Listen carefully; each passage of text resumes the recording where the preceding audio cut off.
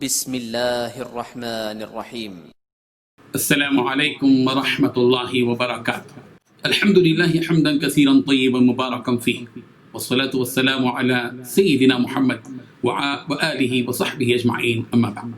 حاضرین و ناظرین، یہ درس نمبر 889 ہے، 889، اور آج سورہ یونس کی 2 آیتوں کی تلاوت اور تشریح کی جائے گی، آیت نمبر 108 اور 109۔ اس طرح سورہ یونس کی یہ آخری 2 آیتیں ہیں۔ چلیے سب سے پہلے ہم ان 2 آیتوں کی تلاوت کرتے ہیں، لفظی ترجمے اور ترجمے کے بعد تشریح کرتے ہیں۔ اعوذ باللہ من الشیطان الرجیم، بسم اللہ الرحمن الرحیم۔ قل یا ایہا الناس قد جاءکم الحق من ربکم فمن اہتدى فإنما يهتدي لنفسه ومن ضل فإنما يضل عليها وما أنا عليكم بوكيل واتبع ما يوحى إليك واصبر حتى يحكم الله وهو خير الحاكمين، صدق الله العظيم۔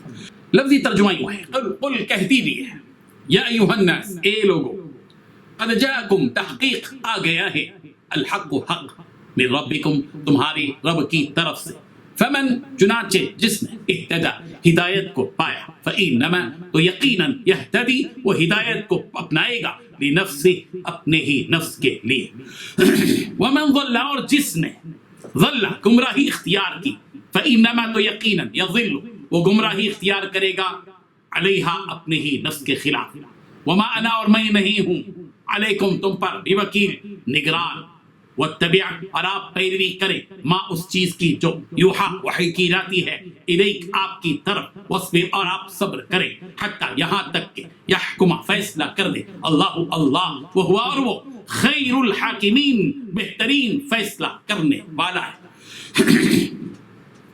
ترجمہ یوں ہے، کہہ دو کہ لوگ، تمہارے رب کے ہاں سے تمہارے پاس حق آ پہنچا ہے، تو جو کوئی ہدایت حاصل کرتا ہے تو ہدایت سے اپنے ہی حق میں بھلائی کرتا ہے، اور جو گمراہی اختیار کرتا ہے تو گمراہی سے اپنا ہی نقصان کرتا ہے، اور میں تمہارا وکیل نہیں ہوں۔ اور اے پیغمبر، تمہیں جو حکم بھیجا جاتا ہے اس کی پیروی کیے جاؤ، اور تکلیفوں پر صبر کرو، یہاں تک کہ اللہ تعالیٰ فیصلہ کر دے، اور وہ سب سے بہتر فیصلہ کرنے والا ہے۔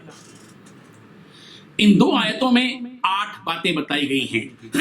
پہلی بات، اے پیغمبر، کہہ دو کہ لوگوں، تمہارے پروردگار کی طرف سے تمہارے پاس حق آ گیا ہے۔ دوسری بات، اب جو شخص ہدایت اختیار کرے گا وہ خود اپنے فائدے کے لیے اپنائے گا۔ تیسری بات، جو گمراہی اختیار کرے گا اس کی گمراہی کا نقصان خود اسی کو پہنچے گا۔ چوتھی بات، اور میں تمہارے کاموں کا ذمہ دار نہیں ہوں۔ پانچویں بات، اور جو وہی تمہارے پاس بھیجی جا رہی ہے تم اس کی اتباع کرو۔ چھٹی بات، اور صبر سے کام لو۔ ساتویں بات، یہاں تک کہ اللہ کوئی فیصلہ کر دے۔ آٹھویں بات، اور وہ بہترین فیصلہ کرنے والا ہے۔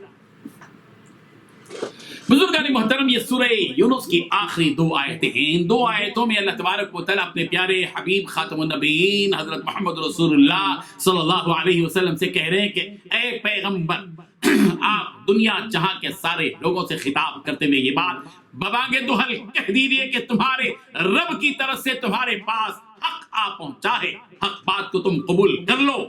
میرا کام یہ نہیں ہے کہ میں زبردستی کرتے ہوئے تم سے یہ بات قبول کروا لوں، میرا کام تو بس نصیحت کرنا ہے، میں تم پر کوئی داروغہ نہیں ہوں۔ حق کی بارش برستی ہے تو اس برسات سے استفادہ کرو، اگر ناقدری کرو گے تو حق کی پیاس نہیں بجھے گی اور تم پیاسے کے پیاسے رہ جاؤ گے۔ تمہارے پاس حق پہنچ چکا ہے کا مطلب یہ ہے کہ ایک طرف تمہاری جانب آخری رسول آ چکے ہیں اور دوسری طرف ان کے ذریعے سے تم کو آسمانی کتاب دی جا چکی ہے، بس قرآن اور نبی کی شکل میں تمہارے پاس حق بات آ چکی ہے۔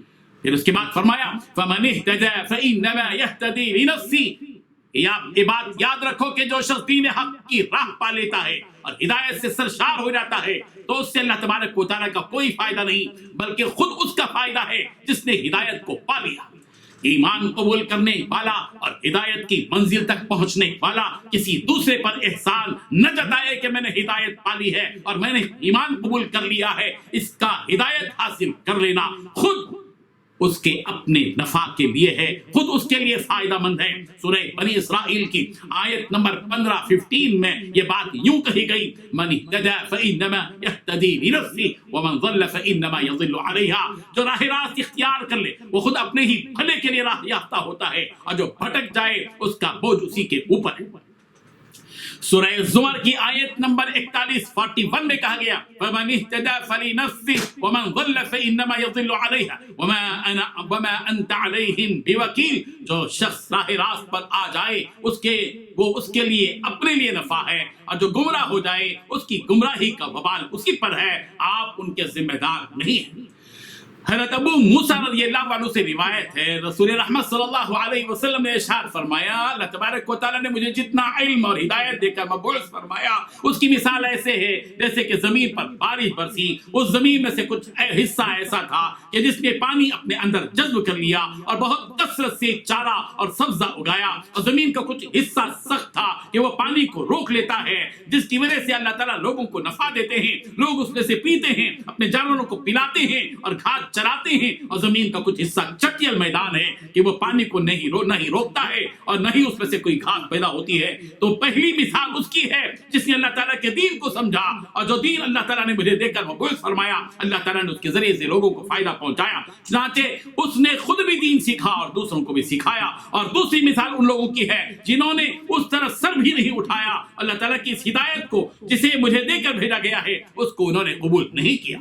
پھر اس کے بعد فرمایا وَمَا أَنَا عَلَيْكُمْ بِوَكِيلٍ، میں تمہارے کاموں کا ذمہ دار نہیں ہوں۔ اس کا مطلب یہ ہے کہ مجھے اللہ تبارک و تعالیٰ نے تمہارے معاملات میں ذمہ دار نہیں بنایا کہ میں زبردستی تم کو ایمان لانے پر مجبور کروں، میں تو بس ڈرانے والا ہوں۔ ان انا الا نذیر، سورۃ الشعراء آیت نمبر 115 میں اس شخص کو ڈراتا ہوں جو منہ موڑتا ہے اور جھٹلاتا ہے، میں اس کو خوشخبری سناتا ہوں جو ہدایت کی راہ اختیار کرتا ہے، میں تو بس ڈرانے والا ہوں۔ سورہ یونس کی اس آخری آیت میں رسول رحمت صلی اللہ علیہ وسلم کو حکم دیا جا رہا ہے وَاتَّبِعْ مَا يُوحَىٰ إِلَيْكَ، آپ اس چیز کی اتباع کیجیے جو آپ کو وحی کے ذریعے سے بتلائی جا رہی ہے۔ ہر نبی نے اسی چیز کا اتباع کیا جس کی وحی اس نبی کو کی گئی۔ انبیاء کرام علیہ السلام کی شان یہ تھی کہ وہ اللہ تعالیٰ کی طرف سے بذریعہ وحی جو حکم دیا جاتا تھا اس کے مطابق اپنی زندگی بسر کیا کرتے تھے، وہ اس وحی کے پابند تھے جو ان کی طرف کی جاتی تھی۔ رسول رحمت صلی اللہ علیہ وسلم کو بھی کہا جا رہا ہے آپ صرف اس وحی کی اتباع کیجیے جو آپ کی طرف کی جاتی ہے۔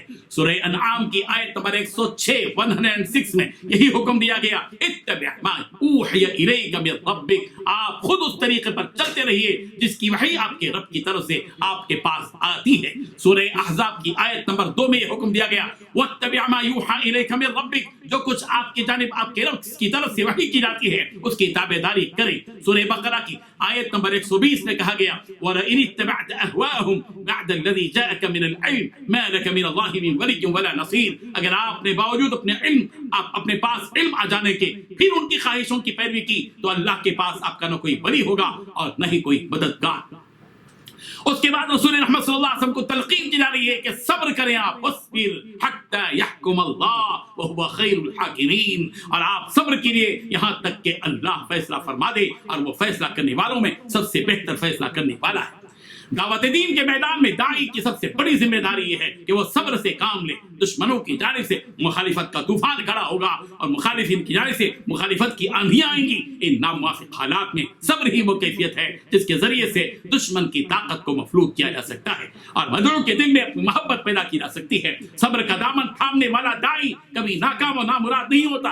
سورہ نحل کی آیت نمبر 127 میں رسول رحمت صلی اللہ علیہ وسلم سے کہا گیا وَاصْبِرْ وَمَا صَبْرُكَ إِلَّا بِاللَّهِ وَلَا تَحْزَنْ عَلَيْهِمْ وَلَا تَكُ فِي ضَيْقٍ مِّمَّا يَمْكُرُونَ، آپ صبر کریں بغیر توفیق الہی کے آپ صبر کر ہی نہیں سکتے، اور ان کے حال پر رنجیدہ نہ ہوں، اور جو مکر و فریب یہ کرتے رہتے ہیں ان سے تنگ دل نہ ہوں۔ سورہ طٰہٰ کی آیت نمبر 130 میں کہا گیا فَاصْبِرْ عَلَىٰ مَا يَقُولُونَ، اور جو کچھ وہ کہتے ہیں اس پر آپ صبر کیجیے۔ اللہ تبارک و تعالی ہم صبر کو صبر کے ساتھ دعوت دین میں لگے رہنے کی توفیق عطا فرمائے، آمین۔ وآخر دعوانا ان الحمد للہ رب العالمین۔